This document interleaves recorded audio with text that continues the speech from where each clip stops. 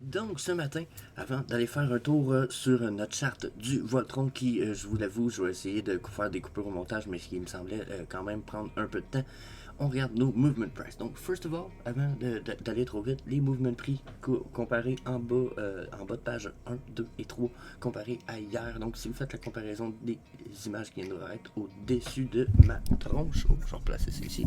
Donc, vous voyez qu'on a beaucoup plus de mouvement de prix sur la descente qu'on en avait hier. Là, hier, on était à 13, 10 et 9%. Ce matin, on est à 16, 13 et 11%.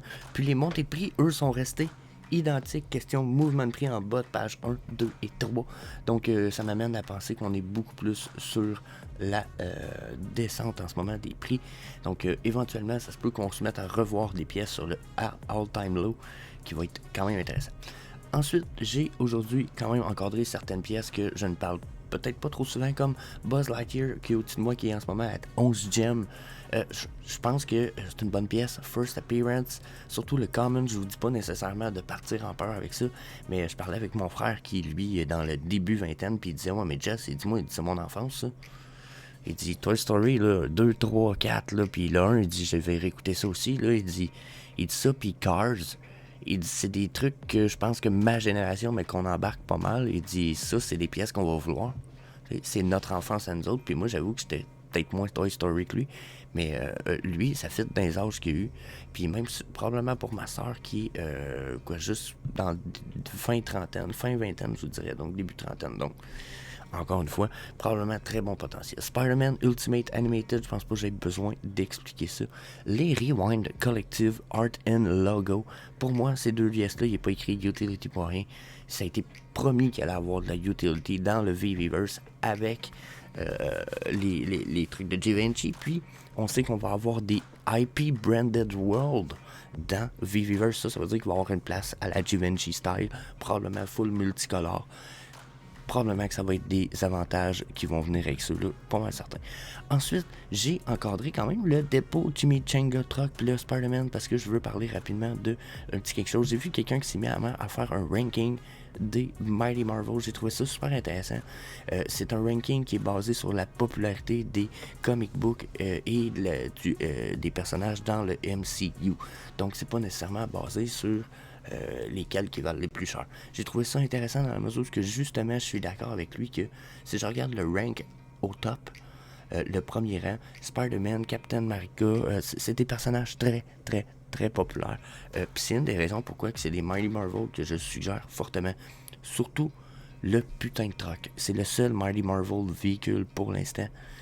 Ça y donne une patine unique et le premier s'il y a de quoi en plus. Donc, tous ces personnages-là, je pense qu'ils ont du potentiel. Il y en a qui ont dit dans les commentaires pourquoi Black Panther est en bas. Parce que semble-t-il que c'est pas le Black Panther que nous on aime avec le Chad. C'est ça, Chad, l'homme qui a fait le premier Black Panther, qui était un acteur connu. Donc, semble-t-il que c'est pas pour ça, mais je trouve le ranking quand même intéressant, puis justement, je pense que dans le futur, c'est un ranking qui va nous permettre probablement de mieux analyser la popularité des personnages, ce qui va aider à analyser aussi son potentiel. Donc, c'était ma parenthèse sur le sujet. Sinon, on finit ça avec la Magic Lamp d'Aladin. Je pense que c'est un bon deal. 42. Il y a eu 2 vœux. Ça fait aucun bon sens qu'il y en ait eu seulement 2. Puis s'il y aurait un troisième vœu caché, ben ça ferait totalement du sens qu'ils disent qu'il n'y a pas de troisième vœu. Bon, pourquoi spéculation, c'est tout simplement. Mais si un jour ils veulent sortir le génie dans Aladdin, ça serait logique qu'il sorte en tant que troisième vœu, parce que dans les films de Aladdin, surtout celui de Disney, le troisième vœu, c'est Aladdin qui dit au génie, je te rends ta liberté. Donc, je dis ça, je dis rien. On va aller voir la charte du Voltron ensemble, la gang. Et juste avant qu'on parte le Voltron, n'oubliez pas de me laisser des suggestions pour demain, à savoir quelle charte que je fais sur quel collectible. So, yeah, c'est bien important quand même. So, la charte du Voltron Battle Mode Ultra Rare First Appearance. Donc, déjà, that's a fucking nice collectible. Je suis vraiment pas un fan de Voltron, mais il est fucking cool quand même. Je trouve que, tu sais, c'est le genre de character que tu le regardes puis tu fais, on me le donnerait puis je le mettrais quelque part dans mon showroom. Il est cool, tu sais. Il est cool comme petit bonhomme. Puis là, celui-là, Il y en a 3888 éditions, plus que c'est le ultra rare. Puis il y en a seulement 34 de listés. Son all-time high à 739$, quand même. Son all-time low à 49. En ce moment, on est à 52 gems pour le Voltron. Donc là, on va close la petite boulette aussi, la petite page ici. On va regarder ça ensemble. Donc là, first of all, le RSI. Le RSI me dit rien. Je vais zoomer la charte à fond le caisson. Full zoomer, ça me donne un feeling qu'on pourrait être sur un... De bientôt s'en aller sur une descente pour le Voltron et on devrait peut-être avoir une légère montée de prix. Peut-être qu'on va remonter à 54, mais après je m'attendrais à redescendre sur son all-time low, d'après ce que j'en vois avec le RSI de prime abord.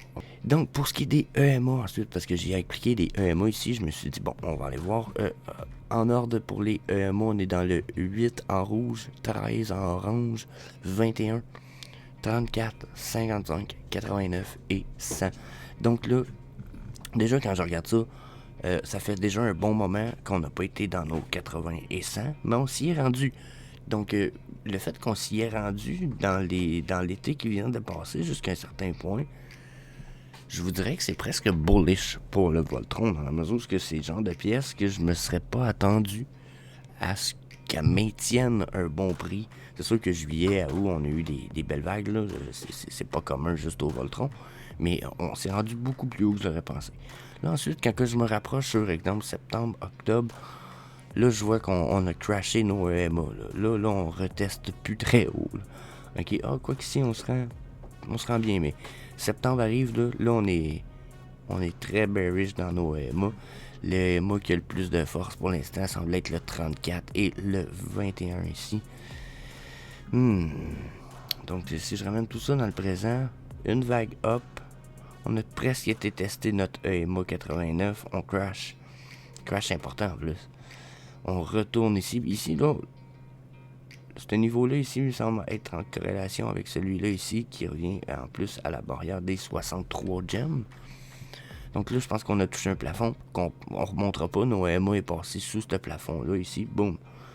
Donc là, d'après moi, on crash. Là, voyez le... Oh, j'ai trop zoomé.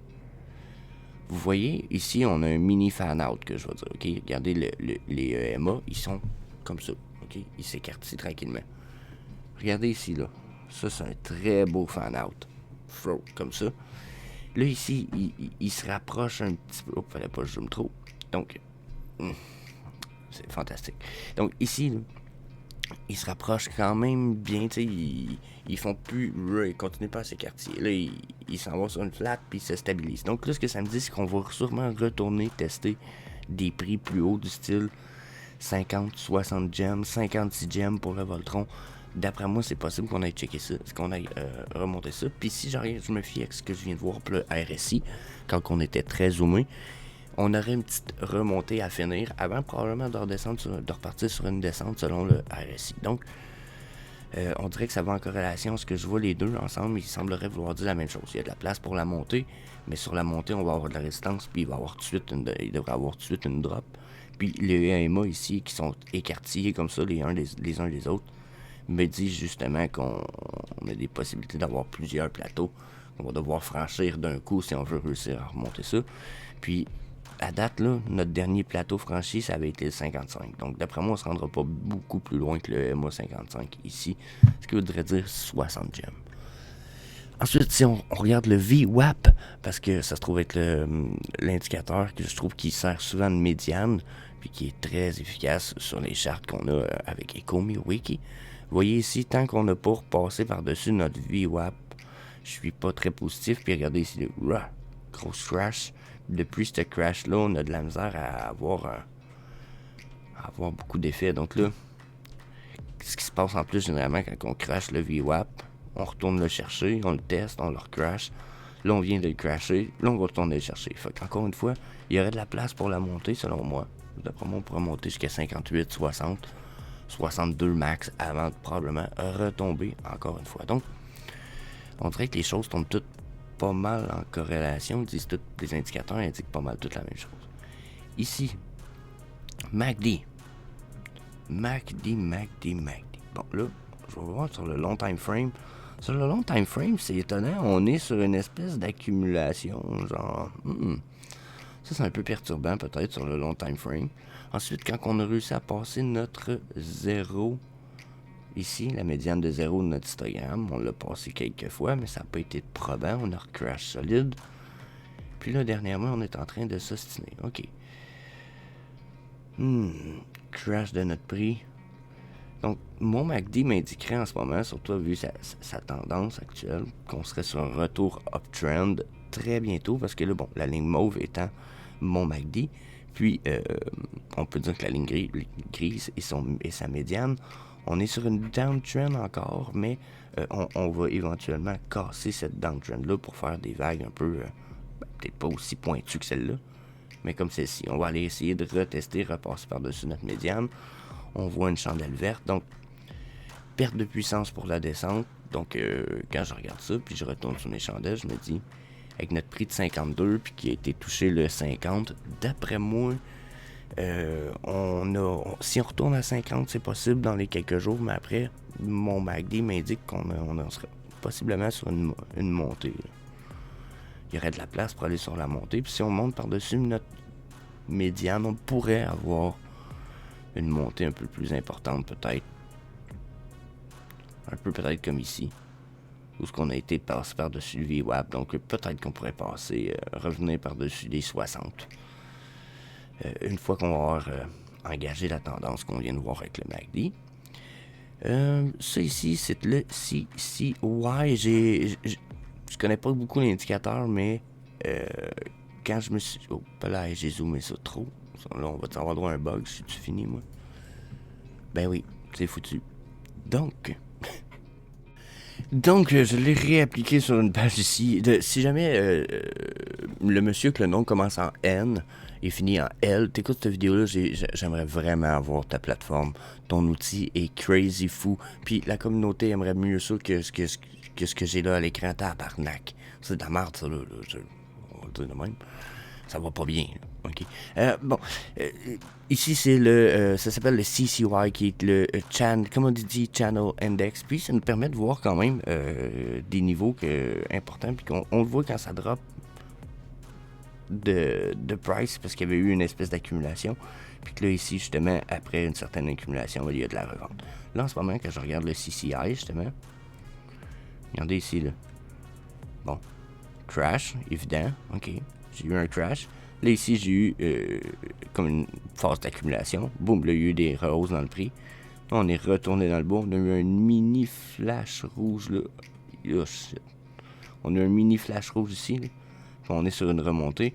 Moi, j'ai l'impression que, encore une fois, on va avoir une petite descente pour après refaire une remontée dans ces genres-là. Donc, c'est ce que cet indicateur-là me semblerait m'indiquer ici. La seule raison pourquoi ça ne drop pas comme il faut, c'est qu'on a un flat. Mais vu tous les autres indicateurs qu'on a vus, d'après moi, on a une petite descente à faire. Et ensuite, on a peut-être une petite descente à faire pour ensuite s'en aller sur une montée, puis redescendre. Donc, ça ici pourrait me dire... quoi que ça pourrait me dire deux choses quand même assez contradictoires, ça. J'avoue que le plus j'y pense... Puis je peux pas vous bullshiter, j'y vois avec le full instinct. C'est ça ici, c'est cool. Là, quand je regardais ça, je me disais, il va aller crasher comme du monde pour faire un truc comme ça. Là, en ce moment, je me dis que ça pourrait très bien, au contraire, être sur une espèce de uptrend. Puis, ça va beaucoup plus aller sur la uptrend, comme les autres indicateurs l'ont indiqué, pour éventuellement crasher. Donc, yeah, keep that in mind, always. Ensuite, on finit avec nos stochastiques RSI. Ça, c'est mes indicateurs que j'adore, qui sont ajoutés en plus selon mes critères que j'utilise sur TradingView pour les chartes crypto. Donc, court time frame of the day, puis long time frame. Court time frame, là, on est sur une remontée pour nos prix. Checkez ça ici, là. Ce que ça me dit ici, là, c'est que la montée des prix est pas finie. La ligne blanche, elle pointe vers les heures, est pas finie. Elle est presque finie, mais pas finie. On est dans un top, mais elle est toujours sous ma médiane. Donc, ça m'indique que si on n'a pas fini, ben justement, on est sur un plateau, puis qu'on va consolider là avant de retomber. Sur la médiane de la journée, on est aussi bullish dans la mesure où on pourrait être bullish encore ou flatline pendant 1, 2, 3 journées, ça me semblerait tout à fait logique. Mais quand je regarde la long time frame, je suis sur une drop de price et cette drop de price-là n'est pas terminée. Donc, drop, consolidation, peut-être légère uptrend, mais cette uptrend-là risque de ressembler à une consolidation selon mes stochastiques RSI. Puis, go down. So, ensuite, go down jusque où je ne peux pas vous le prédire parce que justement, j'ai pas la faculté d'appliquer des indicateurs de ouf sur ces chartes-là. Donc, ceci étant dit, c'est le mieux que je pouvais faire. Je vous dis, préparez-vous. D'après moi, on pourrait descendre dans les 45 gems. On pourrait défoncer le all-time low de 3-4 gems. Ça serait pas impossible pour cette pièce-là.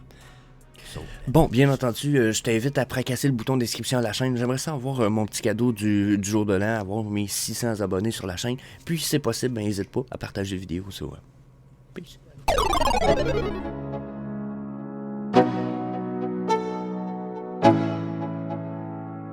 Let's go.